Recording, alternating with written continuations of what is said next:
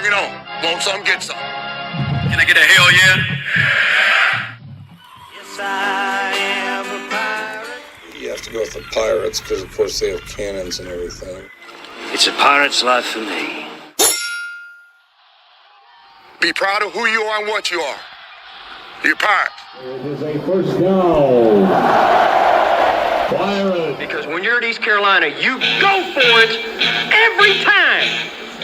Or you don't coach at East Carolina, you don't come to East Carolina, you don't play at East Carolina with a weak heart. Write it.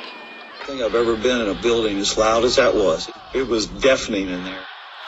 We will get Omaha. I can promise you that. Painted purple all night long in Eastern North Carolina. You're watching The Sports Objective, the podcast for Pirates.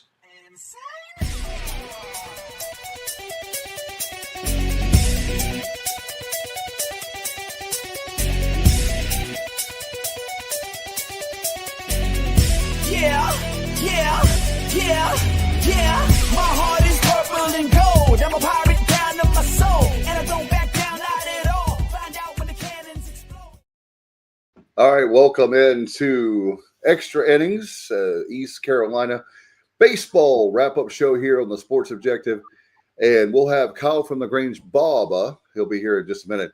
But I got to give a shout-out to our buddy, Coach Paul Hill. He had big things to do this weekend. Coach, we missed you really. I understand. I'm not criticizing you. We just missed. Landis and I talked about you all weekend, how bad we missed you. Not a bromance per se, but we did miss you. Yeah, people watching, guys.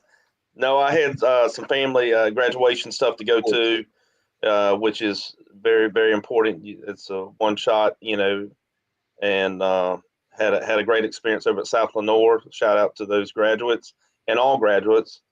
And my niece is graduating from D.H. Conley Friday, and then Brady, Steffi's youngest, is graduating on Saturday. So had a great time, but we kept up with the baseball with you guys. Y'all did a great job down there. So hats off to you.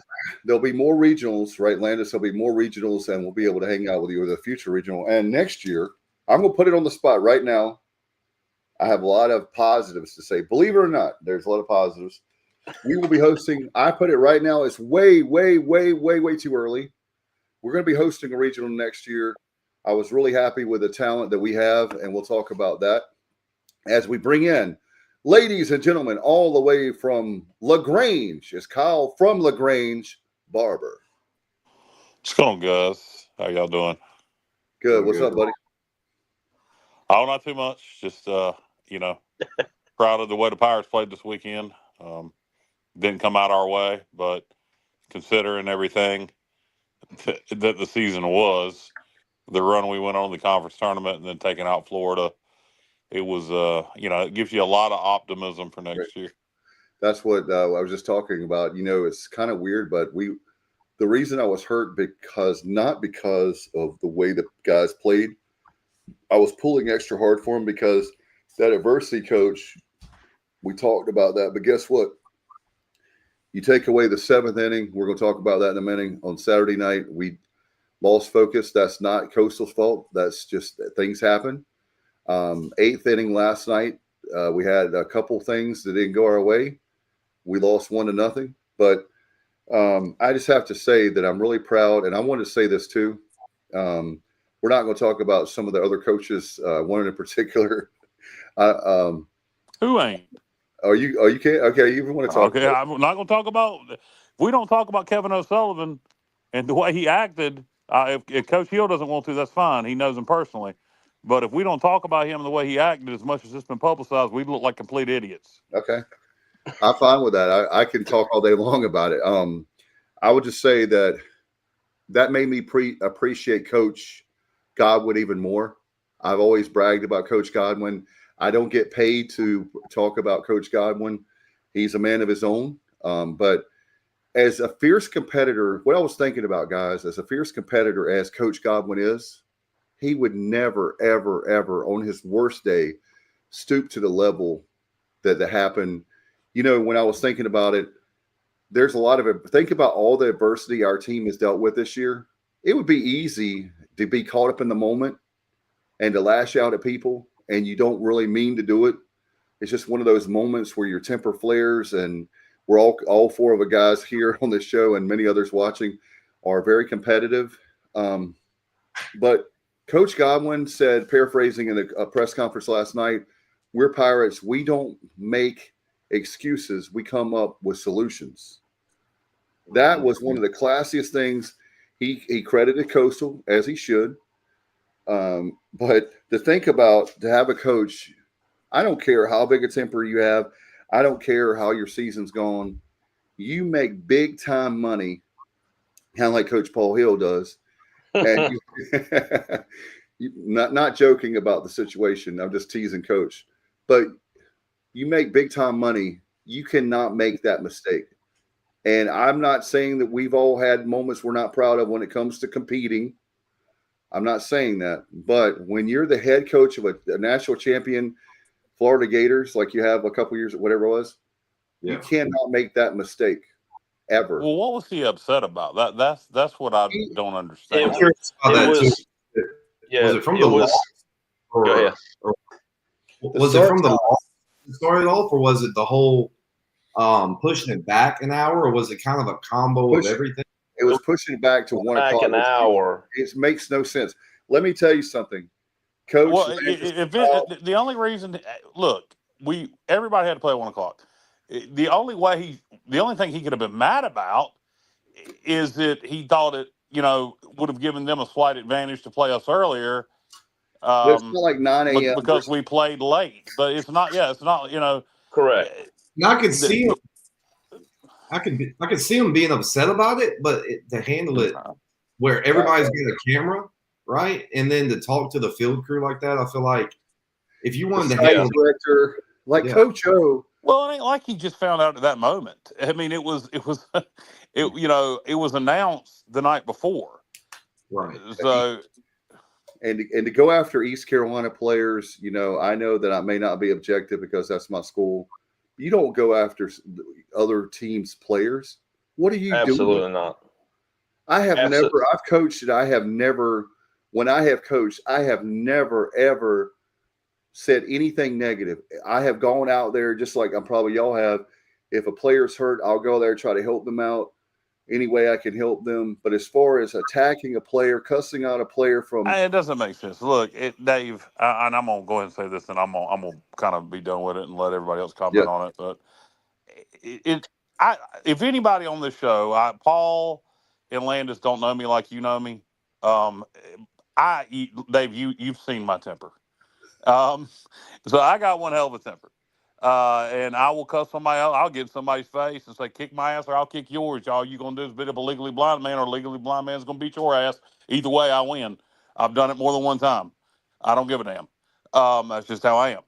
So I understand having a temper.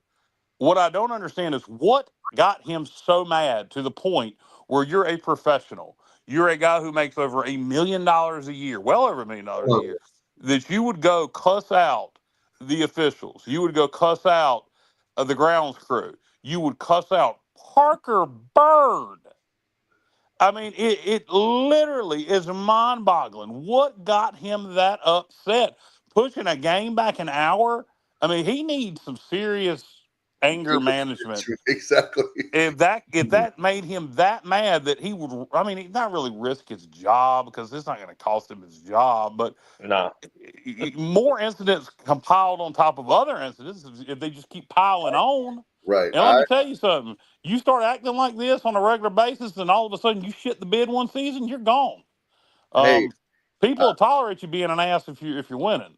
So I just don't understand it. And like I say, just, Parker Bird, I really didn't pay much attention to it. I thought, okay, he cussed out the grounds crew, whatever, and then I heard Coastal's coach comment on it post-game last night, and I thought, man, that must have been way worse than I even thought it was, because I kind of ignored it. And then when I heard Parker today, and, I'm sure O'Sullivan didn't realize who he was talking to when he was talking to Parker Bird in terms of everything he's been through, rather. But when Parker said that he was talked to like that by O'Sullivan, I'm surprised Cliff Godwin didn't beat his ass. I think I'll put my money on Cliff on that one. Well, I'll tell you the positive thing that came out of that. His actions towards our players and the way Parker Bird, and I got to commend him, how he handled that with a coach coming after you, cussing at you, and he just kind of, shook his head off and, kind of walked away. And they used that as the fuel to beat their tail. That's what ignited those guys that night was, thank you, Sullivan. I mean, we didn't want it, but you just gave us more ammo. From what I saw, Sullivan was mad at the whole team the whole time. Like, I watched him a lot. He was not in a. You mean his team, Florida? Yeah, he was mad. Yeah. He was mad the whole game. He was not happy. Not that he wasn't relaxed at all. You know what I'm saying? Well, let me tell you, guys. I'll tell you exactly why. Because anybody that would take East Carolina for granted, like, oh, we're so much better than East Carolina. We are. I'll talk about it later in the show, but I will say that's this moment. We are normally a top 15, 20 program. To act like that we're podunk you, to act like that we're nothing, that was making me mad as all get out. Not the coastal people, but the mentality of Florida. And if you remember when we had the beat writer on, they were that was certainly their media's mentality for sure. We're automatically, hey baby, I'm getting ready to. I've already got my plane tickets and my hotel for 25 for Omaha. Well, they certainly were worried about. They were certainly worried about Coastal. Correct. If you go back to the interview with the beat writer, yes, they constantly, and Landis, I halfway wondered during that interview if the beat writer Kevin, and he was a nice guy, by the way, Kevin Broadway, he was a nice guy. Yep. But I halfway wondered if he got confused and thought we were a Coastal podcast because I mentioned you played. No, I'm serious. I mentioned Landis played for Coastal, and I wondered if he got confused. Well, look above us. What does it say? We're talking Pirate baseball. Yeah. That's your cue card. He did keep saying Coastal over and over, Carl. He did. Yeah, he did. But I think that they really thought that it was going to come down to those two teams. And again, I know that we haven't had the season we have, but we have never said on this show, guys, all season long, and y'all have all been with me, we have never one time said that we didn't have talent. We said that we didn't have experience. That's a totally different ballgame. And I'm really proud about this team because we've got a lot of nice pieces. And, I'll tell you one thing, man, Bradley Zayak, what a performance last night. He's a freshman, right? Lights out. Yeah, he did great. We got to keep him. We got to keep him here. Yeah. Well, that's got to keep him here. That's my subject matter, Kyle, that we talk about ad nauseum, but got to keep him here. You got to keep him. Yeah. And I don't know if I'm jumping ahead, but I think we can compare ourselves to Coach a lot with baseball, right? I miss Coach Hill, man. I miss Coach Hill, and he's back. What are you doing, Kyle? I have audio issues yet again. I don't know what's going on with it's out there in my phone, Shine, North Carolina. Kyle O'Sullivan Barber. No, I'm joking, Kyle. Look, let me tell you something. Kyle and I can have a lot of disagreements, and we're very passionate about East Carolina. He's one of my really good friends, one of my best friends, and we can have our moments here on the show, but afterwards we'd be hanging out and like nothing ever happened. That's the way it should be, like on a show, or same thing with a ball game. Who wants to lie down and lose the game? Everybody wants to win, the regional. Everybody wants to win the game. And here we go again. Poor coach. Kyle. He's going. I actually, guess who I saw? Did I tell you, Landis? Guess who I saw on Saturday afternoon? Who's that? I actually saw Brian Fay, the associate head coach for Fairfield. Oh, really? I mean, he recognized me. I said, Coach, I'm so sorry. He said, hey, it is what it is. But I felt bad for him. But I was like, that's really cool. Like, what are the chances to see like a guy you've had on the podcast? So, yeah, just saying. I was just saying, Kyle, that I actually saw the coach for Fairfield at the end of the game. Very nice guy. I shook his hand. I said, I'm very sorry. He said, hey, man, it is what it is. But I wanted to talk about, and Kyle, I missed you also.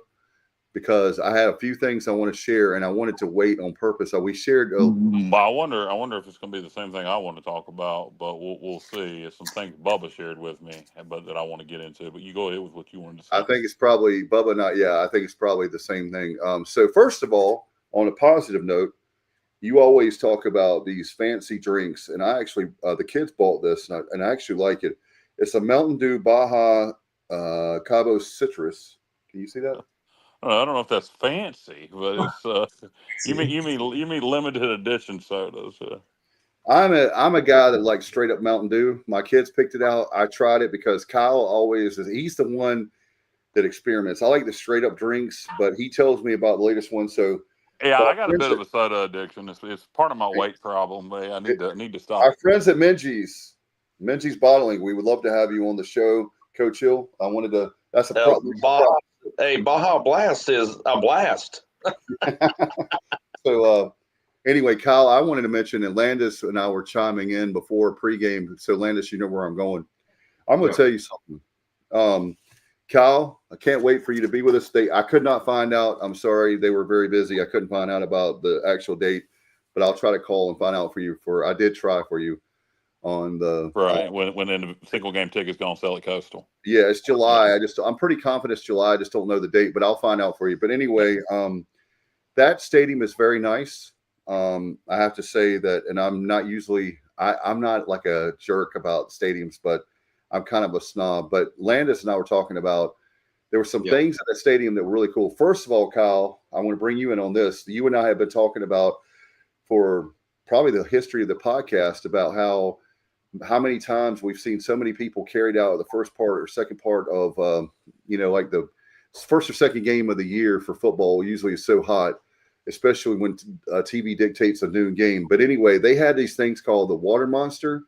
They were these big, like, what would you say, Landis? They were big, like big jugs, big like jug kind of things. I sent it to you all in the group, the show group chat. But anyway, they had them everywhere, and Kyle is the same way. We need to have something around the stadium when it comes to baseball and football. It doesn't have to be 50 of them, but a whole. So how did that work? So you just paid for the jug and you got to fill it? No. You bought like a water bottle that was like metal. First of all, their metal water bottles were unbelievable too. It was like Costa Rican spring water, but it was like metal Coastal Carolina silver bottles that were great. And so you bought one, and then, you just kept filling them up. Just walk over there and fill them up. That is definitely something we need to do. Yeah, ice cold water too. Fresh. It was very good. They had it strategically like in right field, left field. So I want to talk about that. The other thing, Kyle, that I've been talking about, I don't know if I've ever mentioned this on the show. I was telling the guys backstage, they had a store, a walk-in store, and that's the good news that we need that where we have the merch area now. Somehow we need to make the store right there in Clark LeClaire. And you know how much I love Clark LeClaire, so I'm not saying that it's a bad stadium. I absolutely love it. However, I've been saying for years, we need to have a store that you can walk in. You'll sell way more merchandise if you can. It's something psychological. Pick it up, touch it, put it right. Yeah. Well, you need it for baseball and football, and arguably for basketball too, particularly for baseball and football, just based on our tradition. But I didn't go to the stadium. I'll comment on things that I know and things that we definitely need to do. Along their walls of the stadium or somewhere in the stadium, they kept showing on TV. They had their banners up listing every regional, every super regional, and of course their trip to Omaha they've ever been in. We need that in Clark LeClaire. We need every single regional listed, our national championship that we won in the 60s. All that needs to be displayed. It's idiotic that it's not. Okay? In terms of concessions, we can really deep dive in Coastal and concessions. Look what they're doing for football this fall. Well, they did good for baseball, bro. They did for baseball. They did or they didn't? Did not. Well, they're doing it for football this fall, where where your concessions are included for one price. You get all you can eat and drink. But anyway, I don't know what my dog's problems are. I don't know if you can hear them in the background, but so the signage recognizing our history is something we need way more of in Clark LeClaire. And we'll get back to the baseball stadium. But quickly, shock of shocks, I know. I want to segue to football. We'll get right back to baseball. Bubba toured the bowels of their stadium, and they had on the pillars, you know how ugly the concourse area is at Dowdy Ficklin? I've been talking about that, definitely. Yeah, it looks like somebody took a dump down there. Like a dungeon. They on the pillars, the concrete pillars all throughout the bowels of Brooks Field, their football stadium. They had graphics, signage of Coastal Carolina football players and coaches. You know and they don't have near the tradition we do. Instead of looking at an ugly concrete pillar, what if you're looking at it wrapped in a picture of Chris Johnson, or it's wrapped in a picture of Dwayne Harris? The trim, the paint underneath Brooks Field, like around the walls and all, was teal. We need purple and gold paint everywhere underneath Dowdy Ficklin. Just stuff like that to improve the aesthetic. Bubba showed some pictures of some of their prices for their food, which were reasonable. I just, and they got their indoor practice facility built. Of course, we're working on that, and I really don't think that really matters as much anymore in the NIL era. We're working on the practice facility, but they should not be recognizing their history and tradition. In football, they have nowhere near what we do. In baseball, it's comparable, but the fact that they recognize, for a program that young, particularly in football, to be recognizing their history and tradition that much and doing it in a way to make things that are otherwise just bare or ugly attractive. I mean, it's a no-brainer, and it's something that costs so little money. Why are we even discussing it? Just do it. Yeah. And while we're on that rant, and I don't know how the lighting is underneath the concourse at Brooks Field, their football stadium. But if speaking of a dungeon, Dave, why is the lighting underneath the concourse area of Dowdy Ficklin so damn bad? It is. It's like stepping into a basement. Do what? That technology, that look, is 1978. I was in kindergarten when that stadium was built, expanded, and that look. Yeah. And we what it amounts to. You remember Kyle? John Gilbert said I was the first one to ever mention that to him about, which I found it hard to believe, on our show. One of his first interviews with us about, I believe in my whole heart, and you guys know how much I'm passionate about Pirate football, but I said part of the Pirates Unite campaign, I don't think that should stop. I think we need a major facelift to that what Kyle's talking about. Well, it's not even going to talk. It's not even going to cost that much money, Dave. I mean, I don't know that you need to raise the money. I mean, you're talking about graphics and paint. And we got to yeah. Landis. We got to add like Landis to be able to sell his pecans. Yeah. I think the food vendors. Oh yeah. I agree. There's room down there to do that. There's room for more concessions. I agree. Nice put in a store. Put in a small. On both sides, put a store. Yeah. You can make. You want to talk about raising money? How many times have I been there and I wanted a hat, a shirt, a hoodie? I wish you'd get some, because half the time you don't wear ECU stuff to games, and it bugs the crap out of me. Well, if you ever want to go inside the press box, you can't. But Dave, I'll donate some to you. I'm working on it. I need to work on. Hey, look! I swear to God, Dave, I'm gonna tell this because I got to. I love Dave, but I swear to God, at the bowl game, and I wanted to kill him at the bowl game, and it bothered me. I managed to get over it. We won, but. He's wearing a Charlotte FC hoodie at the bottom. What are you doing? It's ECU versus NC State. What are you wearing a Charlotte FC hoodie for? I love the team, and I need to get another. That's great, but it was a bowl game. I love that franchise. All the time you got to be repping. It's the same in a regional. When you and I understand you were posing as media with your, I don't say posing as media, but. He was posing. He was posing as photography media. Dave's no photographer. I saw him in center field. Dave's no photographer. So I understand maybe the neutral dress there, but when you're at a bowl game and you got NC, I'm a rep. I don't want anybody to think I'm a State fan. No, I wasn't. I'm not a State fan at all. What color is Charlotte? Is that like a green? The FC? It's like the Panther. It's like the Panther. Yeah, Panther blue. I was like, what is he doing? Yeah, that's one of the only big sweatshirts I have. I have another one that I have a red Reebok. I wasn't going to wear that. Buy a damn ECU hoodie, Dave. I am. I told you I am. Like I Where's need the I need to give lose you some one. weight. Look, what are you in now? 2X? Yeah. I probably have some from when I used to be in a 2X. Unfortunately, they're too small. Dave, I'll let you come through my closet and you can pick out some. We got to make you. I mean, we got to accessorize you. Yeah, we got glow up, Dave. I was trying to think. I'm so tired. I can't think of the name of that show, but it'll come to me in a minute. But anyway, I did want to. What was it about? What's that show? Oh my God! I've got Queer Eye for the Straight Guy. Yeah, Queer Eye for the Straight Guy. Like I need to have Eye for the Charlotte SC fan. The sports guy. Pirate Eye for the Dave guy. Yeah. But anyway, the one thing I will tell you, I'm going to stick up for John Gilbert on this particular point. We give him a hard time sometime. I was very, very angry. I'm going to tell you the story. It has nothing to do with John Gilbert, but you understand I'm going to backtrack. Last year, Mackenzie wanted a hoodie. And I'm going, girl, it is like 85 degrees outside. So she said, all right, Dad, can you get me an ECU t-shirt and hat? I said, yes, ma'am. So I was going to buy something for me, and I walk in there, and they said, oh, no, we can't sell anything East Carolina. No, this is neutral. And I'm going, this regional is in Greenville, North Carolina. Why can't I buy ECU? Apparently, it's an NCAA rule. I give it to Gilbert, right, that he was following the rules. I'm not anti that. But let me tell you this. Landis and I were in Coast. Landis, tell them about that store. Did it have anything?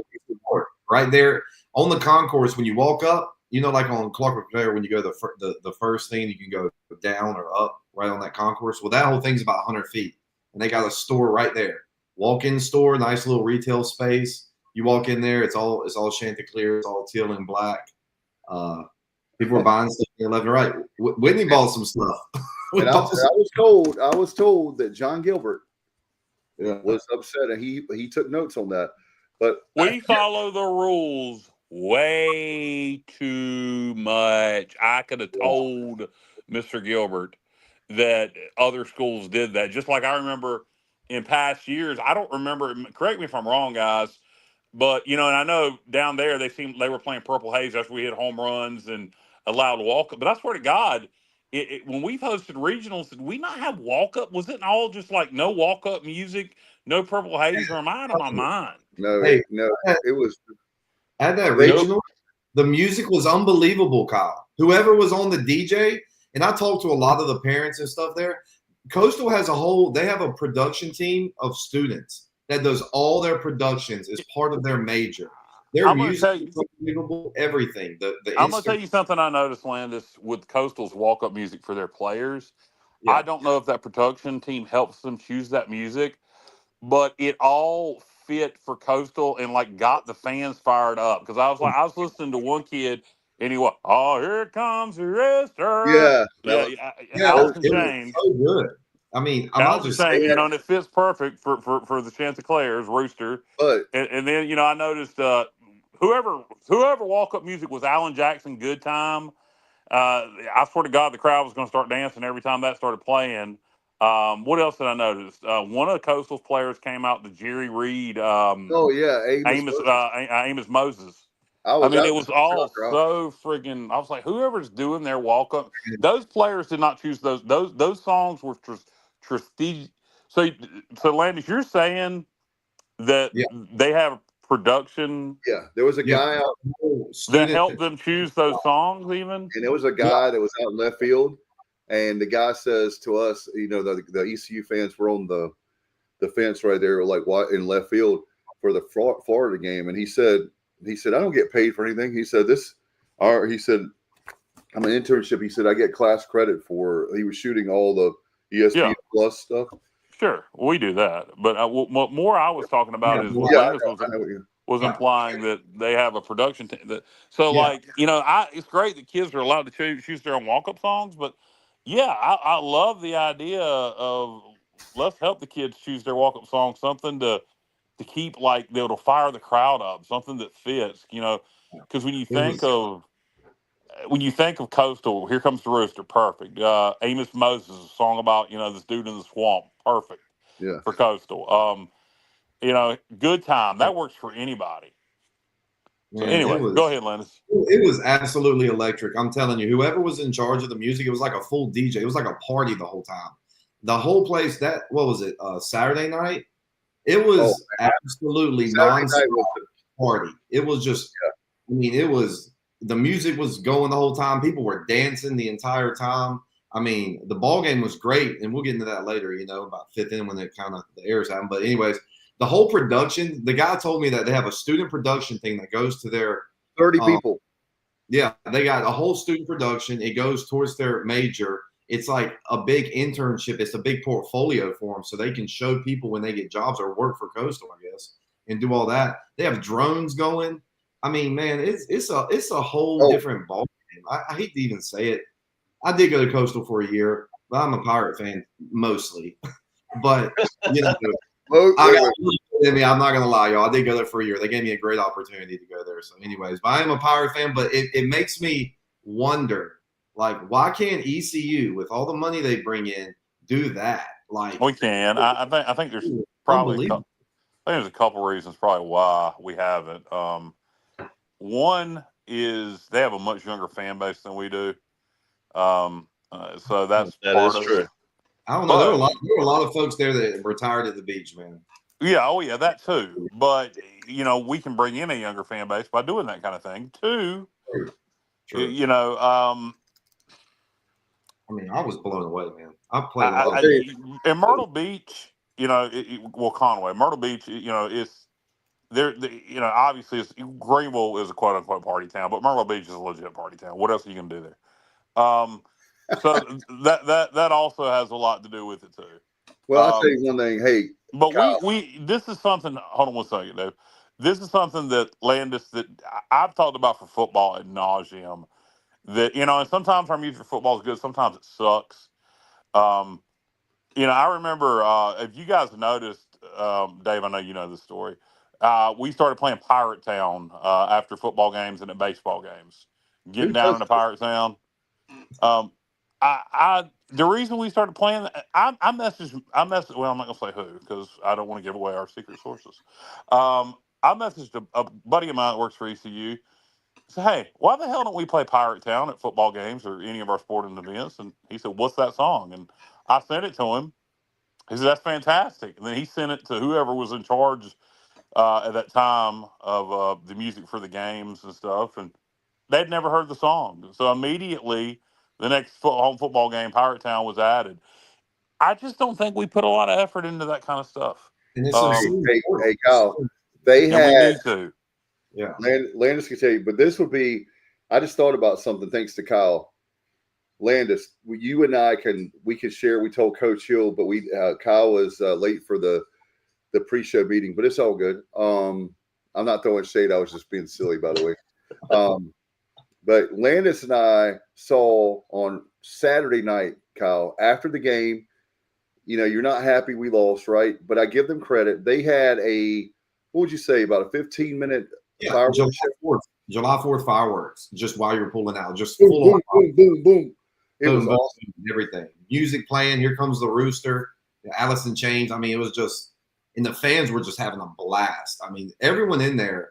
And I was thinking just now, because I was getting ready to talk about that, and Kyle, can you imagine if we had a big victory, or even we're playing the first game of the year or something, like that? But can you imagine it's going to be a night game at 6 o'clock? Yeah, fireworks and Pirate Town playing after the game. Boom, boom, boom, boom. Yeah, please for football, I'm begging you. I guess we do it for baseball too. Quit playing. All we do is win. That is the most tired, played out, stupid ass song. They didn't play any of that there. It was mainly like. They played it on Saturday night, I think. All the fans knew. Like, it was a lot. Yeah. And I don't want to sound like we're hating on ECU. We're not, but we're just mentioning things they can improve on. Let's talk about for ECU, one thing that's driving me crazy. Let's talk about concessions really quick, because I know we want to talk about the game, and we're 35 minutes into the show. I mentioned this to Ryan Robinson 2 or 3 years ago. We need to have a big giant cup okay, like a 32 ounce, a big souvenir cup. Speaking of Charlotte FC, Kyle, they have where you buy a $10 cup, okay, and they have like the refill stations around the stadium. You Sure. pay $10. You fill it up as much. Nobody's going to get $10 worth to begin with. You might get $3 or $4 because we all know that the those drinks they have, that's the biggest markup in like all of restaurants is those drinks. Anyway, but that's one way. I understand going cashless. However, that's a hit. Like if you have cash in your pocket, they don't take that. It's been cashless for a couple of years, but I do think another thing I've said, and this is no disrespect to charities whatsoever, but we need professionals running those concession stands. That's part of the problem. And I love people more than anything, but we need professionals running the concession stands because here's why. We're getting better, and I'm happy we're getting better. Obviously, I don't want to lose. When we're going through losing streaks, it's easy because nobody's there. But when you have 50,000 people or 43,000 people, probably is what our average would be closer to, you have to wait long lines unless you want to get a beer. And I'm not going to be drinking and driving because I have a 45-minute drive. Unless I could spend the night there. That's a whole nother show that I would like to talk about at some point. But anyway, the concession stands for me are a big, big problem. And unfortunately, that's the one thing in the Gilbert area, and I'm not anti him, but it has not gotten better. I don't think our concessions are horrible for football, but they could be way better. I think from a convenience standpoint, like even if we don't do the soda thing, but the water monster is a great idea because that's a matter of staying hydrated. Right. That's just, at times that's a necessity. 2012 Appalachian State game. Look no further. 400 people were carried out because you're exactly right. And I've told this story a million times on the show, Dave. Jessica went down under the stand the whole second half of the game, wouldn't come back up. She was so hot. Yeah. I was sitting out there, and I don't believe I could do it now.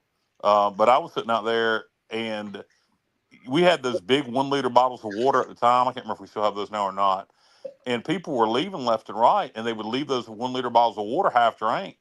And I'd go grab them, and don't worry, guys, I didn't drink them. I'd go grab them and pour them over my head. And 30 minutes later, I'd be bone dry again. That was a hot game. Yeah, he does that before he throws the batteries out. Yeah, that's right. Yeah. But that was probably the hottest game, if not the hottest. One of the hottest games. The hottest game. I think it was 96 degrees at kickoff or something like that. Yeah, heat index was over the heat index was 110 or 12 or something stupid. It was stupid. Yeah, it was very hot, and managed to stay for the whole game, thankfully, because we won. But yeah, it was brutally hot. But yeah, we need something like the water monster thing. That's a no brainer. That's a great. If they wanted to sell the $10 cups or whatever and have soda stations throughout the stadium, that'd be great. Hey, how about this? If you're worried you're going to lose money on that, here's a way to really not lose money. Sell a $25 cup, like a big heavy one that you can bring back and forth each game. That's a great idea. Like they have that like at like AMC or one of the movie theaters. Yeah, exactly. Yeah. Yes, Yeah. I know exactly what you're talking about for popcorn. But and more choices at concessions is something that I've wanted to see at Daddy Ficklin. I really want to see more local choices, and we've done it a little bit. I remember we had Villa Verte in there one time. We had Smash Waffles in there before. We've done things like that, but I'd love to see. I know Airmart, is in charge of the majority of our concessions, but I'd love to see a ton of local choices. That would be great at Daddy Ficklin, and to me, it's just it doesn't make any sense otherwise. That's one of the big things to me, particularly for out of town fans, or when I travel or go anywhere. I want to try the local food, the local cuisine. Right. Have a whether and I guess does Parker sell barbecue sandwiches in there now? It seems like they do. Mm-mm. They did. Ficklin? I'm pretty sure they do. They did, but I don't remember seeing it last. I don't think they right now. Well, you were talking about food. Why not food trucks? You're talking about local we food did trucks. that. Villa Verte had their food truck in there one season, and I don't know what happened with that. What? again, we don't know if there's some type of regulations with the NCAA or conference. I mean, No, but it comes down to with food. It comes down to lots of time. It comes down to our contract with Airmark. But my thing with Airmark is this. They have like everybody wants the basic like nachos, hot dogs. You expect that, right? But like Kyle's saying, if you have let's say a local guy has fish tacos, Airmark is not going to have that. So I understand competition. Like I don't know, like a local Mirabello or local pizza, things that we don't normally have, and they have like, and it sounds like I guess Let's get that. What's that damn pizza place in Greenville? Melon Mustard. No, it's red hot on TikTok right now. I went there the other week. It's downtown. Help me out, guys. They're so popular right now. You have to have a damn reservation on Friday and Saturday night, and it's a pizza place. Oh, it's on the corner right there in front of Luna's Pizza. Is it Luna? Luna? Yeah, Yes. Luna. Yeah, let's get Luna in there. Yeah, that would be a great incentive to go to the ball game. Like when I played ball in St. Louis for Gateway Grizzlies, I mean, this is kind of random, but they had their own burger where they put like a donut in between the burgers, and it was on the Food Network. They could have a food, like that's a good idea, man. Yeah, and that was a big suggestion I have for the bird dogs. Is there's some decent restaurants in downtown Kinston now. Let's get them in Granger Stadium. Oh yeah, make it unique. Yeah, but like exactly. That. I have another thing I want to share with you guys. Another way to make money. I'm just going to go ahead and put it out there. Get your opinion on it. Why don't we have? Speaking of, we talked earlier in the show about the University of Florida, Alabama. I'll get to that in a minute. I think you're naming your state, Florida. No. But they have basically you don't have any Friday classes during football season for home games. Sure. So basically, what they do is they have a massive tailgate where you can stay there the whole weekend. This is another way. By the way, I'm going to throw this out to Kyle. Kyle and I have been beating the drum by NIL. So you want to raise money for NIL? I'm going to buy a camping pass for the whole year, or maybe you want to buy it for the weekend, or you do the regular one that we normally do, but you also have where there might be people that have the RVs that want to stay, like you're talking about opening up the tailgate lots to camp. Yeah. I think there's some money. I wouldn't be interested in it, but I think there's definitely some money to be made in it. Yeah, there's people that are hardcore. Yes, there are definitely people, and I'm hardcore, but I live close enough to the stadium. Why would I need to do that? I know. I'm just saying. There are definitely people that travel out of town where if they could bring their RV and stay versus getting a hotel, I'm sure they would. Yes, that's not a bad idea at all. And it doesn't hurt our hotels because not everybody likes RVs, and you might have. Maybe 1,000 people that take advantage of that. But you take 1,000 times 100 or whatever you charge. Yeah, exactly. No, it would be worth it. I shared with you guys. I don't know if you paid attention to it. There's a guy that posted on over on IGO site, Hoist the Colors, and I promise people, if anybody watching that's interested in us breaking down the games, we're going to. But there was somebody posted on IGO site. He had purchased a house. Oh yeah. He closed his house to Dowdy Fickle Stadium. Apparently, that there is, and he was curious of whether he should rent it out monthly. I think it's 4 bedrooms, 3 baths, or if he should rent it out during the week. Put it on Airbnb.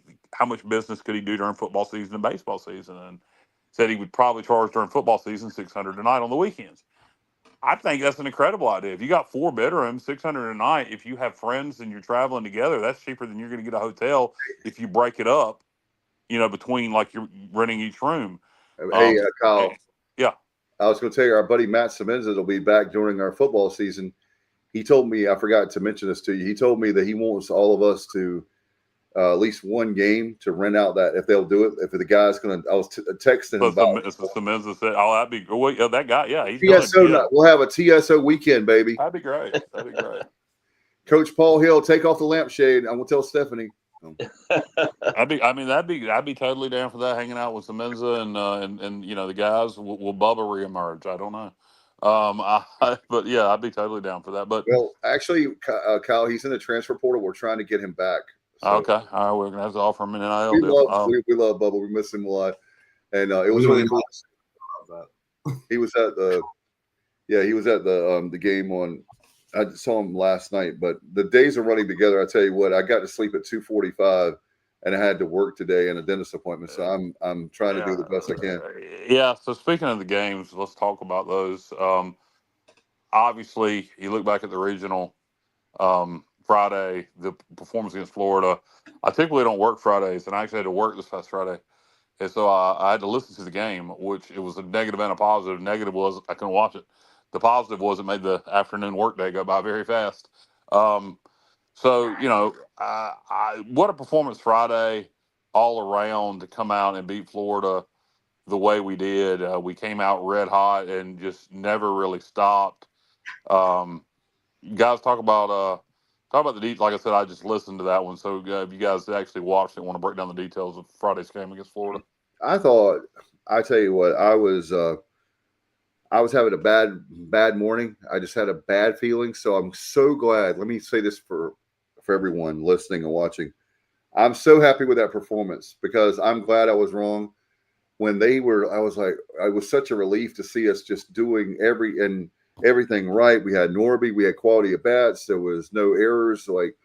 And as far as defensively, we were strong. And I really believe, and I could be wrong, but I believe Florida underestimated us. I think they thought that they could just come in there and whip our tails. And I could be wrong, but they seemed very flat. They didn't seem to be. I'm not taking any away from East Carolina. I'm just saying they did not expect us to be that gung-ho, red hot, like kicking some butt, like from the. It was like a heavyweight fight where there's a knockout. They were looking for the championship game. Correct. Yeah. I think they thought we were going to be intimidated. Yep. We set the tone pretty early too. We set the tone right off the bat, and that's key to any type of sport, in my opinion. You set the tone. If you set the tone on the field, as the say I'm the Pirates, and we're going to set the tone with a bunt. We get on, bam, bam, bam. Then we set the tone for the whole game. It's hard to get out of that. If another team sets the tone on you, it's going to be kind of hard to get out of that. So, well, if you look back to two important facts about that game was hitting with 2 strikes, clutch hits, and big innings and scoring runs on 2 outs. Yeah, it was huge. Huge. It was a complete domination of the. It was a complete. It was just great performance all the way around. Coach Norby obviously was Norby. He had a great outing Friday. And by the way, we want to say hello to Josh Thomas. Really quick, guys. We got a lot of comments. He said he lives 15 minutes from Dowdy Ficklin, and he go camp in Elmhurst, so he paid the money. There you go. Camp there anyway. Just stay in the car. By the way, will help us out there. My husband wants to know why so many Thursday night football games this year. Attendance is always low on Thursday nights. It's TV, Cindy. Television, Cindy. And only, 2 of those. There are 2 of those at home. We got 4. Hold on, let me get my brain straight. Yeah, so Army's home in Tulsa. So TV dictates that, Cindy. So that is not our decision, and we can't decline it. That is a conference decision. So we have 2 at home, 2 on the road. The 2 on the road are what they are. Who cares? You're not going to be at them anyway unless you're going to go to Raleigh. You're certainly not going to be at the Tulane game. So, and I don't mean you, I mean anybody. So the road games, let's take those out of the equation. So we do have two home Thursday night games. That is, yeah. What just happened? I don't know. I was sitting here minding my own business, and I felt this jar. Well, you're back, Coach. It happens to me all the time. But so to finish answering Cindy's question, we do have 2 home Thursday night games, which is 1 more than I like. To me, 1 Thursday night home game is, perfect. But it is what it is, Cindy. The Army game being on Thursday night, I really don't like after playing BYU. You got to prepare for the triple option. Yep. And, Army's not a true triple option team anymore, but it's close enough. It's certainly a unique offense. So, 2 Thursday night games at home. I'm with you, Cindy. That's a bit rough. 1 would be fine, that Tulsa game. But ain't nothing we can do about it. It's all up to ESPN and the conference. Justice said he'll park the truck out front of the stadium, $300 a night. It's got a single bed, laughing out loud. talking about my idea about camping for the whole weekend. How many of you would love, out of curiosity, maybe I should do a Twitter or X poll. How many people would be in favor of having camping for basically what it is you come in on Thursday night, right? And you have to leave by Sunday checkout at like 11 or noon because those kids, college kids, are going to be coming back Sunday afternoon, Sunday night. So that's what they do. We are a big time program. I've said that a lot. Schools like East Carolina should never be said by anyone. We are big time, and we've got to have the mentality. We'll be talking about that later on. By the way, we've got a very important question for Coach. And I'm laughing because I don't. Anyway, I'll put it up here. Uh-oh. Can I ask a question? Who is Coach Tim Hill? That must be your evil twin. I don't know. You're Paul. He's Paul Hill. Sorry, we have been watching him. Does he coach for EC? Sorry, I'm just wondering who he is. I don't know who he is. Just some random dude that shows up. I just show up. He's here. But he's Paul Hill. He does a great job with teaching and Grifton, right? Grifton and doing baseball camps. Been doing it for 41 years. Yeah, Kyle, you need to come this year. Furthermore, so that he also so he coaches baseball, and he played baseball at East Carolina, and then he played at ECU and at North Carolina Wesleyan. So that is his credentials, and that's why he's Coach Paul Hill. Yep, we were the first 40-10 season in ECU with Gary Overton and Billy Best. That's correct. I had to show Landis the other day. I was like, look, he was like, I can't find it. I said, it's right there. You got to go way back. Justice City where that'd be good extra revenue. Put it towards the revenue sharing. Exactly. That's what I'm. Yeah. That's what I'm saying. We can generate business for all this NIL. Oh, and by the way, Coach Landis, y'all don't know that this is another idea that I pitched to the administration. How would you guys feel if we had a sports bar year round inside the stadium? That's one of my ideas because the guys that are on the show right now are my good friends. I've got two new good friends with Coach and Landis. Yeah, I think we've talked about it before, and I think why not? If you put one in the football stadium, you talking about the football stadium? Yeah. Yes. I think if you're winning, I think the only time that's maybe a losing effort is if you're not winning. But as long as you're winning or there's optimism for the following season, and you go to a sports bar at the stadium, you can look out at the stadium, while have ECU games playing along with whatever live games are going on, and just be at that atmosphere. There are times where you're just, at least for me, I'm craving East Carolina football, and if I can go to the stadium to go to a sports bar on a Friday night or Saturday night and get something to eat, drink a couple beers, yeah, I'd totally be down. I definitely think that is a money-making opportunity there. I don't know what the overhead would be. You're going to have to weigh overhead to see how much money you can make. But, it seems like they're, staffing, but then staffing wouldn't even be an issue. I mean, you got, beautiful college girls everywhere that could be waitresses. That's not going to be an issue. There's such a good culture at ECU. It'd be easy to do. Exactly. That's what I mean. I mean, it's. Hey guys, I was thinking about this when you were down there and I couldn't be there. I had the family stuff going on. Why couldn't they show the game at Keith LeClaire Stadium and pack the stands? That's a great idea. Wow. Yeah, that's a great idea. Go ahead. That's a great idea too. That's how you get NIL money. $10. $5 a ticket, $10 pack. The jungle you couldn't see it, but the stands per se. Yeah, that's a great idea. For the projection, I thought it would be wonderful because I said, Steph, I said, why don't they do that? That's a great idea. Speaking of tailgates with the jungle, and then you have a massive television, the big screen. I've talked about it all day long. I guess the only reason you're going to have to find a negative for that, and just to play devil's advocate,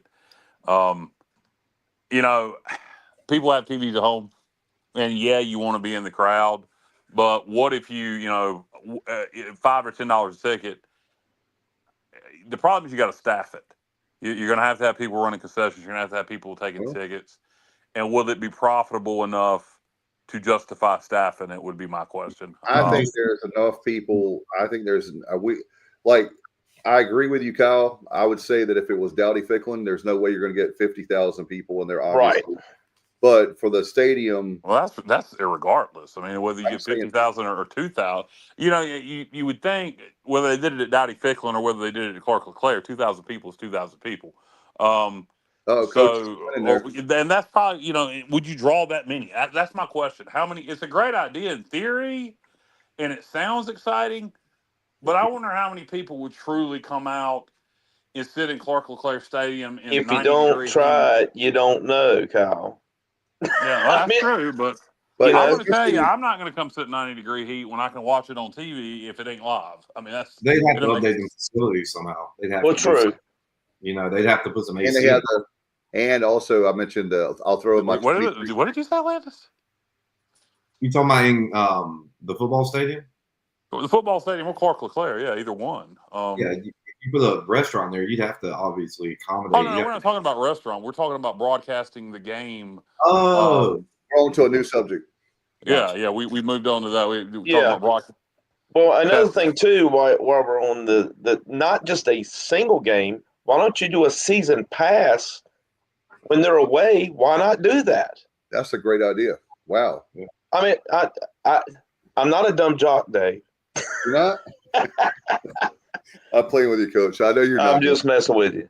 No, I was thinking about all this. I was watching what you guys experienced down there. The electricity was ecstatic. Yeah. Now, I'm a Pirate fan. You can see it every time I come on here. But other places do that. Yep.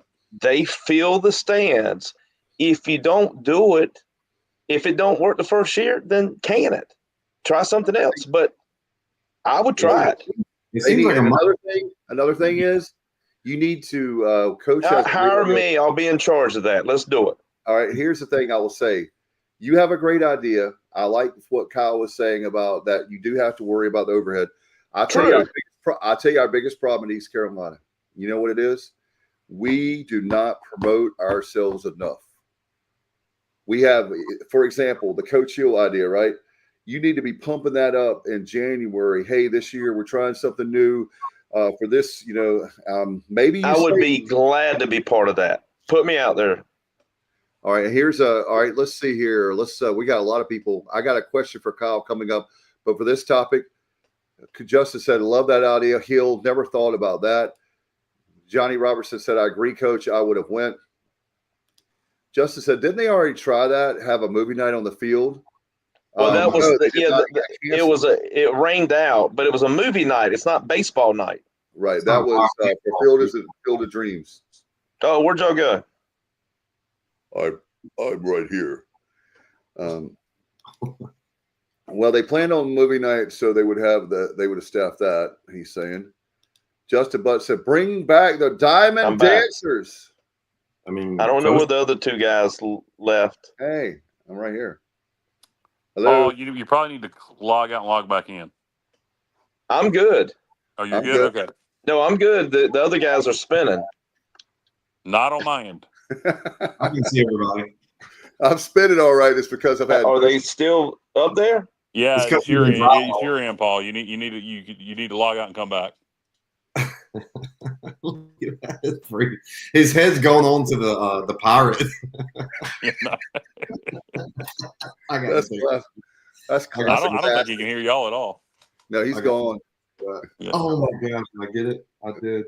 I got it. Oh, that's great. That's great. Yeah, but that's the things that Kyle and I talk about, the creative part that they do watch parties all the time. And another thing is they did a great job in 22. If you guys remember, the people that couldn't get inside the stadium, they had a watch party right outside the stadium. Do y'all remember that? I do, yeah. It was awesome. You probably had 500 people outside the parking lot.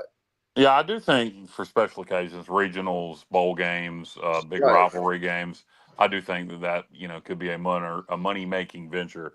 My thought was, for the Saturday night game, yeah.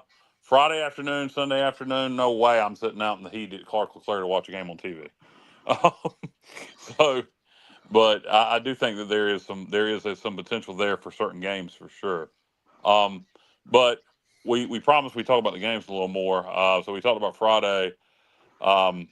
Saturday we play Coastal in the winners bracket. Electric atmosphere, as you guys talked about. Y'all were there. Close game up until the 7th inning, and then we just let it get away from us big time. Coach Landis, I wanted y'all to talk about that very thing, but I tell my son Alexander, even at his level of Little League, I said, never take any pitch for granted. When he's playing outfield, I taught him in Farm League to back up the first baseman and left field to back up the third baseman. And he's always active. He's active, right? And I just wanted y'all to talk about the fact that it only takes, y'all talk about that because y'all played at that level. It only takes one pitch, one mistake like that to ruin the whole game for you. Yeah. And first of all, that whole place was absolutely, like we keep saying, was electric. It was wide open. Playing out there in that atmosphere, you got to be really good mentally to not let it bother you. The ball's straight up in the air like that, it's hard to see. You hear everybody's yelling. It's tough to do. Landis, in the right field, that play, 3 guys going for the ball, that's fundamentals. There was no, I didn't hear, they weren't loud enough that they said it. I'll be fair to them. They were not loud enough to say, I've got it, I've got it, I've got it. We were close on that side on right field and to where we could have heard them because we heard them on other plays. It was an error. It was a mistake.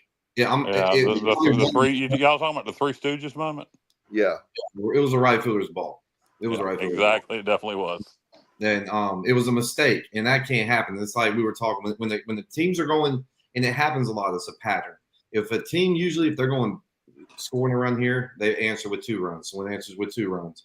No errors in the game. The first one that makes the error next is gonna usually lose the game, and somebody's gonna capitalize on it. And that's what happened in the 2 losses versus Coastal when they had the circus for there for a little bit, and then that place really erupted. And then there was the booted ball. I'm not sure how it happened exactly in form, but I think Dixon booted a little bit. Yep. And then when there was a pick that didn't happen for Irby. Now, with that being said, it was a bad look when Irby did that. But I'll tell you what, Irby made up for it for the past 3 weeks. He was amazing for 3 weeks. I'm not going to. Oh gosh, absolutely, great player. I think he's a player. But that was a huge mistake, and Coastal's a very good team, and they capitalized on it with the grand slam. And that kind of – if you don't – that was what I was going to talk about, the free 90s there, is that mentally the toughness was there. We get to the 7th inning, and things start to unravel. It becomes like an 18-8 game, but that's we let it fall apart. We let it snowball. Yeah. We got in our heads. Yeah, so that very thing, it seemed like that when we're talking about those big moments, and I want y'all to talk about that, how much, and I'm not negative on them at all, so let me be very clear when I say this, how much pressure is it like in that moment, like where the crowd's rocking, you take your eye off the ball a split second, and all of a sudden, it's not that they are making all these errors. All of a sudden you get to that time period, and they felt it get away from them, and then the grand slam happened, and then it just snowballed because they started getting in their heads. It's over. We're going to lose this game, and they let it snowball. Landis and Coach Hill can talk about that better than I can. They played the game, but to me, the most impressive thing was after all that happened, to come back and beat Florida, and then really should have beaten Coastal last night, guys. We missed a grand slam by about 2 inches. It was close. Landis and I were out there in right field. That was what, left field? Yeah, that was left field. Yeah. It was like left field. And Coach and Kyle are taking turns on – Kyle's better tonight, so who's going to stay on the show? But I'm not kicking Coach or Kyle out, I promise. That was really, really close, guys. And that was a professional game, in my opinion. That usually happens a lot in the big leagues. You have a 1-0 game. It's a battle all game, and then the guy stole second, hit out of the glove, safe, pass ball, deep fly ball, scores, and that's the ball game. In the bottom of the yeah, exactly. Had he had that ball just not got knocked out of his hand, that's what happens in that game. Oh man, I thought about that. You just felt that in that moment. That was what did it. So. And I was going. Another thing I want to mention to you guys. I talked in the show meeting, Kyle, was about, to me, what I noticed, and I will get you guys' thoughts on this. We played out of our minds. We played great overall. I'm not criticizing the team. The one thing that I will say, Friday, we had the at-bats, baby. We were just at the quality of at-bats on Friday and even Saturday night up until that point, we really were cooking, right? That's my son's term. There's young kids now that say cooking. We were really cooking. And it's like once we had that breakdown, what was great, what was frustrating is we had the quality at bats. Everything was going our way on Saturday night. And then we turned around on Sunday. I thought we did better, again, yesterday at lunchtime with Florida. I thought, and I'm not knocking Coastal, but I thought our quality at bats last night, their pitching is good. I'm not knocking them. But I thought, can y'all help me out as a pitcher coach about that very thing? You as a pitcher have a gamesmanship. You're not throwing BP. You're throwing to win the game. You're going right at them. And a game like that, any game. That was the mentality I had back in the day, a long time ago, but I remember it like it was yesterday. If that's what I was talking about, we were talking pregame of all these games about who would pitch. And I had mentioned, Coach, give me the ball. At this point, every staff member in that pitching, whoever he decided to go with at any moment, give me the ball, Coach. I'm going to give it all I got. They did. And then the next guy jumped in and did it. You can't let up on the gas. You got to keep going. You get a home run hit off of you. Hey, if you pitch long enough, you're going to give up home runs. I'm going to go ahead and tell you. It's just what it is. But you go at it. You don't change anything you're doing. You may have to adjust. If you get, just like we had, Bronzewell on the other day, he got that pitch up, Sammy Sosa. It happens to some of the greats, and, college or all the way down to Little League. You get the ball out of the zone, it's what it is. But they did outstanding. 3 weeks ago, nobody would have thought we were in this, or we're talking about this tonight. That's correct. So hats off to the whole program, the coaching staff, and some of the fans out there that doubt it. Shame on you. Be ready for next year. If you think about it, they're 4 games away from Omaha. Yeah, look, 3 or 4 games away. Inches away if they get a super region. Yeah. So we were right there. We were four wins away from Omaha. Yeah. Yeah, 4. And if we had won this region, my gut feeling, we would have had that super region, and we would have won, and we'd be in Omaha. But I agree with you, and I want to say this. Johnny Robinson just pointed something out about our 4-hole was one. Yeah. Combination of batters in our 4-hole went 1 for 17 for the weekend. So that definitely hurt us big time. Look at that. 0 for 7 with 5 strikeouts in our 2 loss. Here's another thing I noticed, Paul and Landis. Y'all can help me on this. Nobody's saying that you're going to just swing at everything. We know, we all understand that. But I'm talking about the quality. Talk about if I'm a batter, right? I'm a batter. You're the pitcher coach. So I know that you're going to be throwing me trash. You're going to be throwing me things. But if that ball is anywhere that's going to be a strike, I'm going to try to find a way to foul that ball off, stay alive, battle. Because eventually maybe you throw me something that I can knock out of the park. I felt like all season long, one of the themes I noticed was, and it's not being like mad after the loss or anything like that, but one of the common themes is I just felt like we rushed. We hit the first pitch, and Coach Paul Hill is not going to throw you batting practice. He's going to throw you something that you'll knock up in the air. It's a fly out, or pop up in the infield, maybe, and the outfield or whatever, or ground outs, where I can easily throw you out. And I felt like there were some players there's players that are just, there was 2 things going on. There are players that are taking pitches that I'm like, dude, it's strike 3. Like, you cannot let that ball go by you. And I'm not again, I'm not throwing. Yeah, there was a couple of pitchers that we saw this past weekend that were nibbling the corner and throwing some good changeups that I think caught some of our guys off guard. They were looking ball four. When you got that 3-2 count, it is tempted to try to draw ball four. It'd be the mentality. And Landis comes out where I work out with the players and stuff, and he can tell you, I'll throw batting practice to him almost every time he comes out. Throw batting practice. Then he can tell you, we challenge each other. Yeah. I'm like, I'm trying to strike your tail out right now. And we get in that mode. He digs in.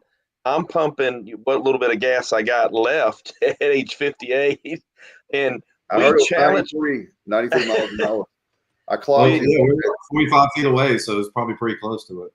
Yeah, but the point is, the mentality of these players, he's going up there to try to just shove it down my throat, and I'm doing the same to him. And I mean, you can't take third strike. I know the umpires dictate the zone and all that, but you're up there and you're challenging that pitcher, and if it's close, I mean, you got to go after it. And Landis, being a DH and a hitter through the years of college baseball and pro baseball and stuff, I mean, talk about that. You have a zone you're looking for, but you may not see those pitches in that zone the whole game. What do you do? Yeah, I mean, it's gonna like you said, the umpire. The umpire, a good umpire will establish the zone early. Now, is he consistent in that zone or not? That's where it can go. And so if an umpire has been inconsistent, that 3-2 pitch becomes a lot harder than the guy who is consistent. Okay, right. So that's the mindset. Now, with it being 3-2, anything close, you're gonna have to put a barrel on it. You're gonna have to try your best with it.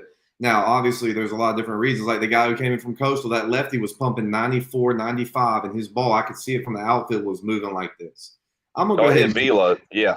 I'm gonna go ahead and tell you right now, if he's hitting the black and he's not moving, like I got my glove here, if he's just hitting the black wherever I'm setting up at and he's getting that call, you're pretty much just gonna have to hope you hit it, to be honest.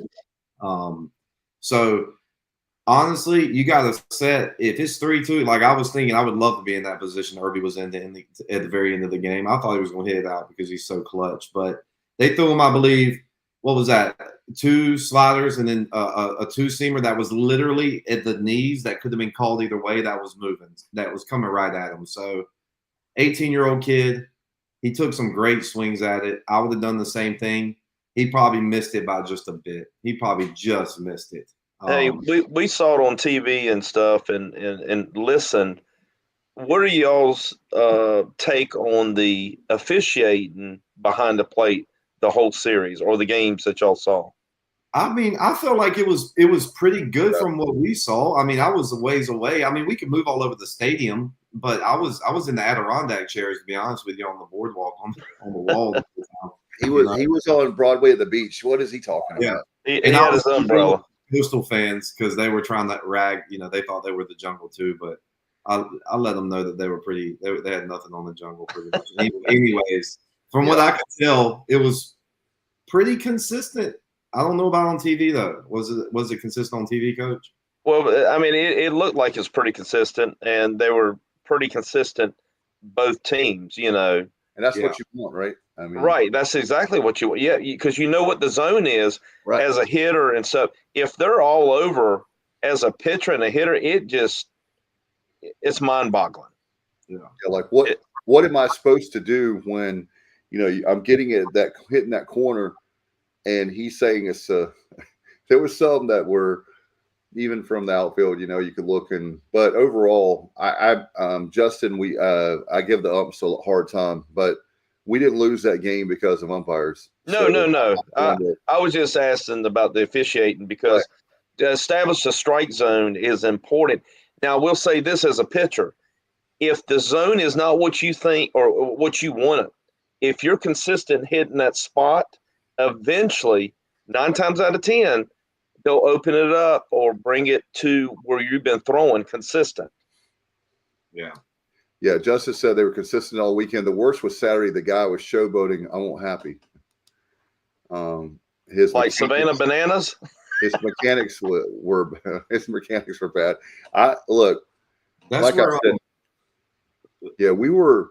I felt like overall. Another thing I want to mention to you guys is I don't know if you can tell with TV, but talking about being a stadium geek, the foul territory was like it went on for days.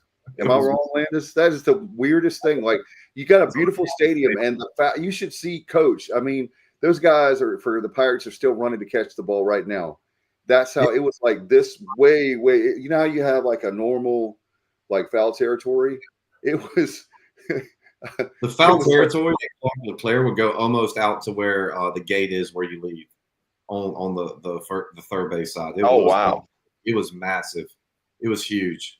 Yeah. It was the ball got, and that's what I was telling Dave. I was like, as a catcher, before the game, we all, you know, Coach, we talk about the dimensions. So hey, a ball gets by me, I know that could be 2 bases. I know absolutely. So easy 2 bases there, man. Hey, I tell you what, guys, I got to get off here. I got some things I need to do real fast before nighty night. Okay. So go put your pajamas on. Get out of here. He's like the for Playboy, you know, he's got to put on the bathroom. That's it. Yeah, you got it. Actually, I got to pay some bills. I've been waiting. Man, I'm trying to set you up nicely. Yeah, I've been waiting. I've been last 2 days. I've been avoiding. Kyle wears a onesie. He's a onesie guy. Huh? He's a onesie. Actually, Paul, you'll be alarmed to know I've done this podcast tonight completely naked. So anyway, guys, I'm gonna turn it on real fast before I go. I'm gonna go, guys. It was a tremendous postseason. What was a disappointing baseball season turned out to be great ending. You know, you can't be upset. House money Pirates is, you know, kind of had became the saying. And you know, we as I told somebody today, we were one of 32 teams still playing baseball last night on Championship Sunday. There was 32 teams still playing baseball as of last out of what, night. 300 and some? Yeah, exactly. So a lot of optimism for next year. There will be, you know, provided we can hang on to everybody, we don't lose people to the portal, bring in a couple more pieces. You know, there will be a lot of expectations. And UTSA, if they manage to hang on to stuff, it could be a, you know, this conference with the Pirates and, you know, UTSA, if this becomes a consistent thing for them, you could have two teams next year in hosting conversations to start the season. So looking forward to next year, guys. And it's about to be football time. So we'll wrap up baseball, and you guys enjoy the rest of your night. Go Pirates. All right, brother. Good night. All right, yeah. So for me, guys, I've already said that we're going to be hosting a regional next year. So I want the check to be in the mail when we have Memorial Day weekend. I want everybody to write checks to me and say, Dave said that we're going to be hosting. And that way, Coach, I'll tell you another reason, Landis, why we're going to be hosting, because, you know, we got to bring the party to Coach Hill. We got to bring the party to Coach Hill, to Greenville, and we're going to do the hill stands. There you go. Hey, how about like I've said, the people that watch this show regularly hear me talk about the 23 Club, but out in the jungle, that center field area is dead space. And I'm all about, let me do my Coach Hill. I'm all about the money. Take all that money, take all the 23 Club, all that money, NIL for baseball. You don't think anybody would buy a Pirate beverage out there or any kind of drink that maybe with rum in it? I mean, for being a Pirate, a rum and Coke or anything. Never know. It would add, you know, I love the Pirates. You know that. I played there. I played there back back when Stratford Arms Apartments were over in left field. Yeah. So I go way back, and a lot of great, a lot of great, you know, improvements, and you know, but in order to keep up, you know, the program and stuff, you know, things can always be added, you know, to entice the fans and players, and also, you know, regionals and super regionals. As y'all said down in Coastal, great facility, and they're toe to toe with us right now, in baseball. Well, guess what? That's why with the baseball expansion, I'm really excited about that. I haven't heard yet, but I think it's going to be the Hill observation deck. Hey, no matter what they call it, if we add some stuff out there, that'd be great. I think the fans would enjoy it. I think it'd be a good look from the behind home plate heading out that way. And Landis and you can shoot off the fireworks first game. Well, we have my buddy Waylon that does we have the cannon, which is awesome. But Landis can tell you, as far as let's talk about entertainment dollars, right? The entertainment dollars, you have to give it to them. Doesn't mean that I'm saying negative things about our school. It's some fans are like, oh my gosh, he was complimenting Coastal too much. I didn't say that. Right. I'm just being honest about, and I'll tell you something else, Coach. You missed out. I don't know if Landis tried it. I forgot to ask you, Landis. But that lemonade they had was some of the lemonade was good. It was in those. What do you call those cups, Landis? It's like a silver cup, and it should have had a pirate on it, and it had Coach Hill's Pepsi on the other side, and they put a huge lemon in there that they did the lemon.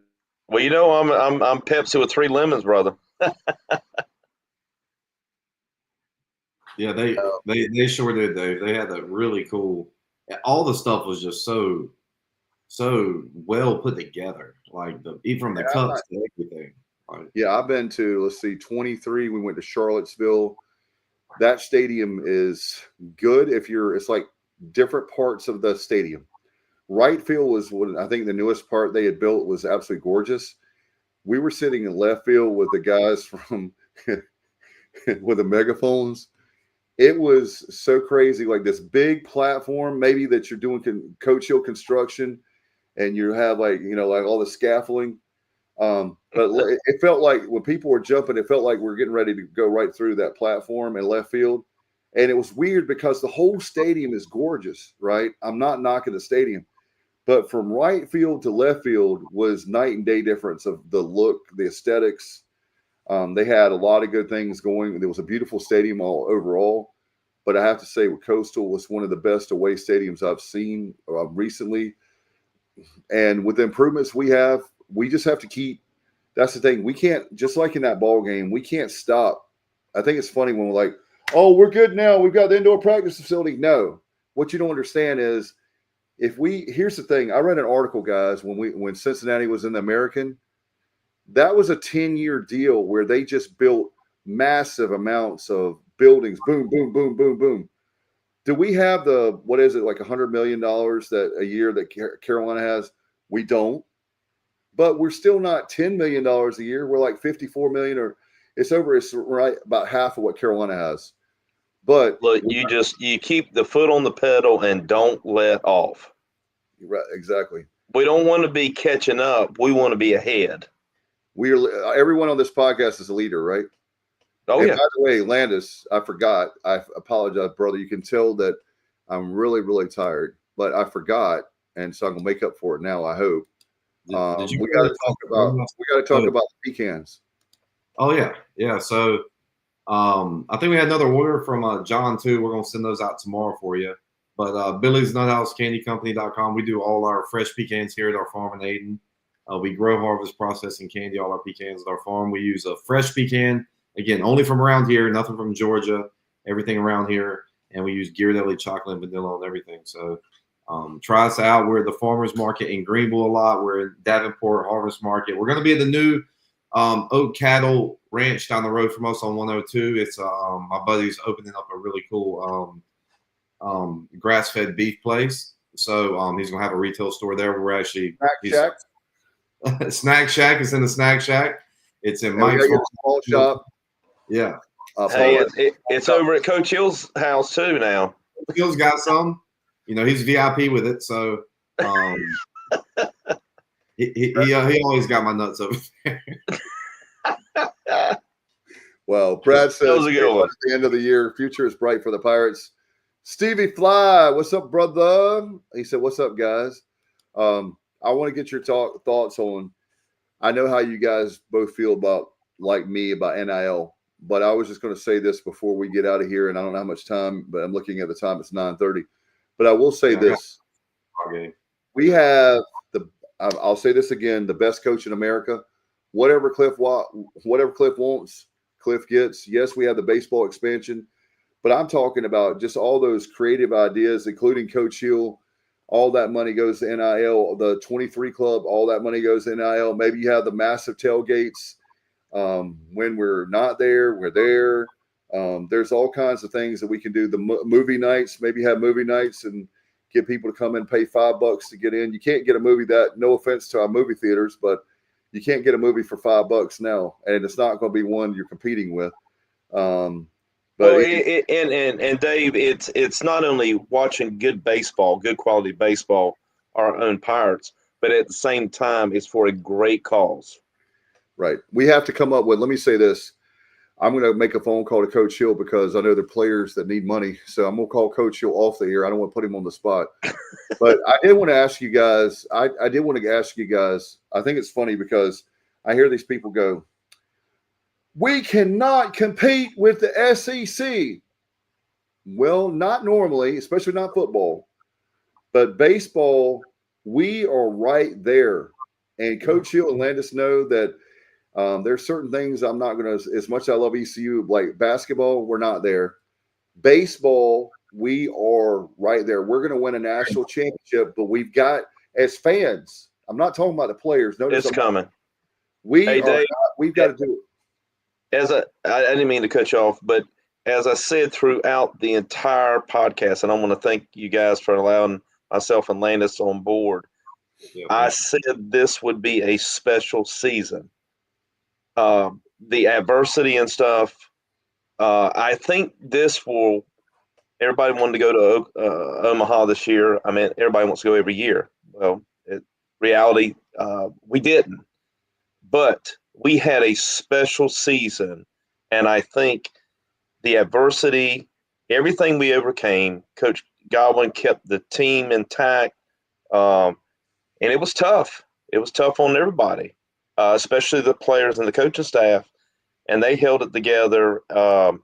Class act through the tournament, through the whole season, but turned it on right here at the last when you need to turn it on. That's right. And represented East Carolina University with class, style, dignity, and I'm glad to be a Pirate and call our guys, job well done, and propel this to next season.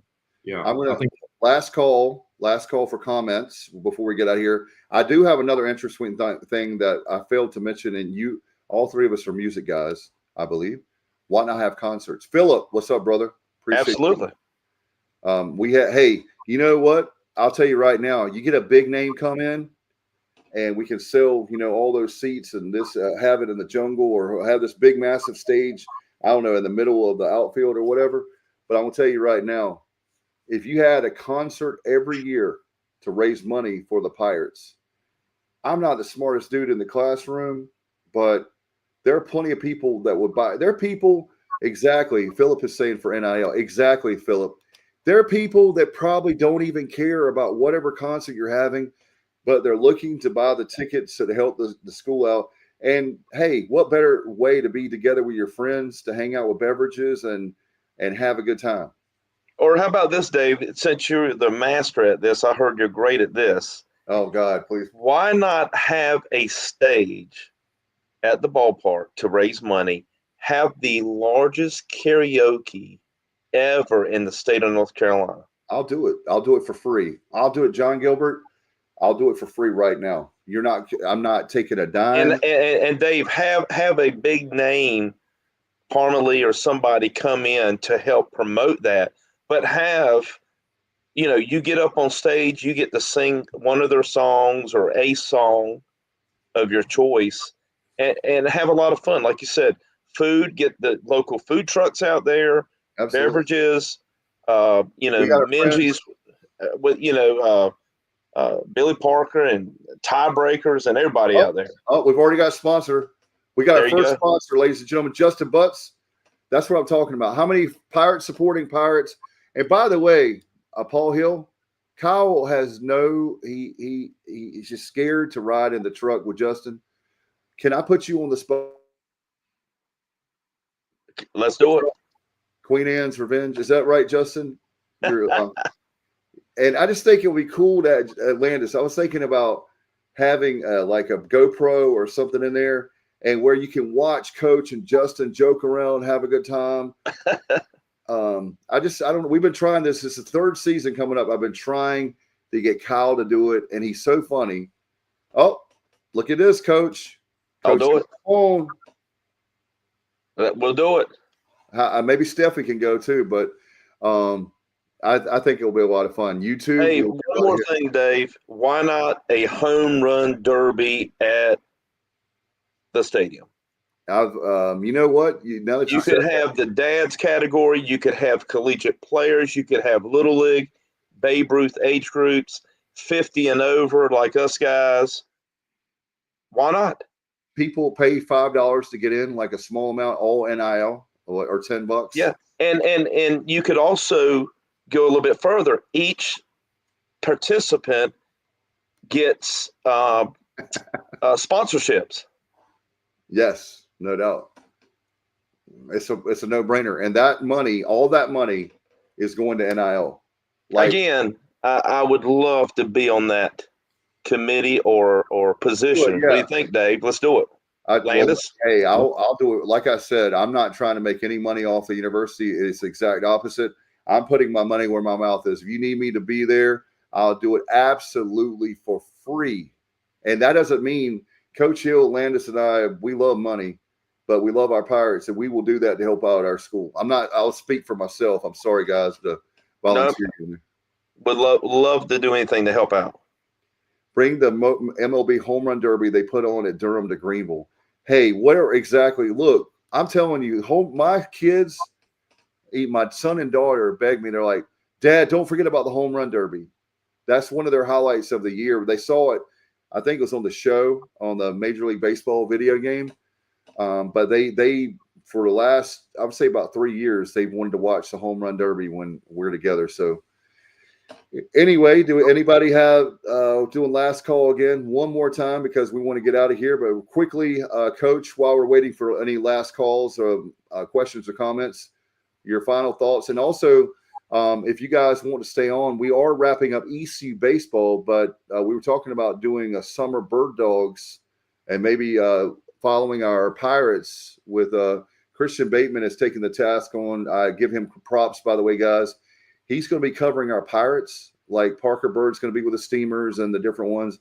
He's going to be following them, and he's going to give us a report, like on social media, maybe on our show every week. But bird dogs, what do you think? Hey, we'll figure out something. I will say, Steamers are playing Southpaw, where Parker played last year, tomorrow night at 7:00 in Newbern. Not sure if Parker's going to be playing or if he's either going to be traveling that game, but there's a very good chance. I will say that. This weekend? No, tomorrow night, Tuesday night. Oh, tomorrow night. Oh, yeah. Wow. Steamers are playing the Southpaws in Newbern. Oh, are they? I know. Yep. Justice said, "Don't y'all want to come watch me screw it up in the old North State League?" Yeah, we definitely do some keep up. By the way, I will tell you one final thing I've got to say, because tomorrow night, one of Coach Hill's students, I'm really proud of my son, Coach. I sent y'all that picture. They won the regular season. I know we don't brag about it, but I'll tell you why it's important. Just want to give a couple, if you give me like 30 seconds, Coach, we're going to wrap it up. Talk about the importance of a kid that's 9 years old, that's scared of a ball, like my son was, is scared to hit, versus now where he's, how tearing it up, doing great. It's called a Coach Hill. How can people get up with you, by the way? Do you have any slots open? Just get up with me. They can find me. I'm not hiding. But anyway, not Tim Hill, it's Paul Hill. Paul Hill, not Tim Hill. Yeah, no, there is a Tim Hill out there. And I know who he is. I know him, but we're not related. Okay. But anyway, no. When I first met him, like a lot of the players I work out with and stuff, for whatever reason, scared of the ball, got hit. Confidence, I think a lot of it was confidence. I think Dave will agree with me on that. You have to break down the wall with your player. I'm here to help you out.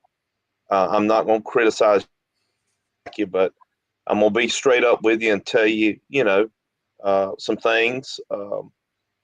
And we're going to work hard at it together. I was added to y'all's team to help out. And very appreciative of you and all the parents out there that I've helped 41 years. I mean, as I said in my get together back in December over at the Murphy Center with everybody, didn't like all that publicity and stuff, but bottom line, it's the memories and the relationships, period. From players and students. Landis can touch, on this too.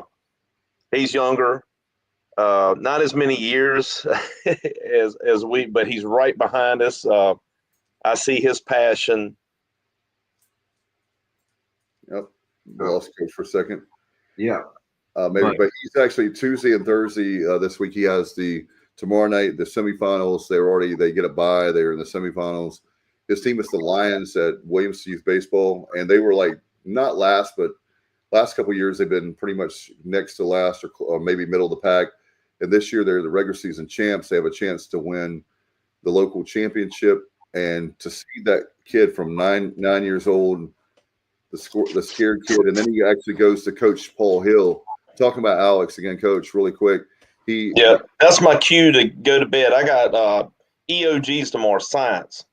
Oh my Lord, you do? You got more EOGs? We got testing tomorrow. Oh my! What in the world is still going on? I know, and then we got remediation. Yeah, I told you guys we're slam busy, but I love what I do. Yeah, but anyway, I was going to say really quick. He actually is in the semifinals tomorrow night. They win that. They play the championship game on Thursday, and I'm just really proud of the fact they started out. They were kind of like next to last when he started in Little League and kind of middle of the pack, and now they're at the top dog. And it's something to be said about that. And then finally, I was going to say that I know Coach is going to work with Alex. His dream is to be a pitcher. And what better way to have Coach? She's already working with Alex on that. And this summertime, our schedules are going to mesh. And I can't wait I look forward to that. And we'll still do a show, by the way, every Sunday night if people want to. We obviously just do one show. And then we've got some, by the way, folks, we're not going to tell you tonight, but Coach and Landis know. We've got a lot of exciting news of, I would just say for the fall, I'm just going to leave it at that. Some other things we're going to unveil. And that's what we call in the business a tease. Landis, do you have anything before we get out of here? Oh, yeah. Just thanks for having me up here, Dave, and Paul for asking me to come up here too. Loved it. Love being up here talking ball. I do it all the time just in my everyday life. And thanks for having me up here. And I look forward to continue doing it. And hopefully next year too. I'm definitely going to be back. As long as you want to do it, you got a place on here. I'm very loyal as a person. I appreciate the new friendships. And it was, I told Coach Hill, I'll leave you with this. I told Coach Hill, I prayed really hard in the fall. I need somebody that can help me with Alex because I can help him somewhat, but I'm not at the level that y'all are. And I'm man enough to admit that, and that everybody has a coach. And then I get Coach just reaches out to me from the blue. I go to that great celebration in December, and then Alex is like really hit his stride now. And so next year he wants to be a pitcher in middle school baseball. So you'll be talking about that next year. That's he'll right. do it. No doubt. He did very well, by the way, Coach. First time ever. He's done well in his EOGs too. I forgot to tell you that off air. That's a student athlete, not athletic student. That's right. All right, guys. Thank you so much. I appreciate everybody all season long for extra innings. Don't forget, we may not be talking Pirate baseball. I'm blanked out. Here, have a great night, everybody. Go Pirates. All right. I don't have an outro video. They're so sorry about it, guys. I don't know what happened there.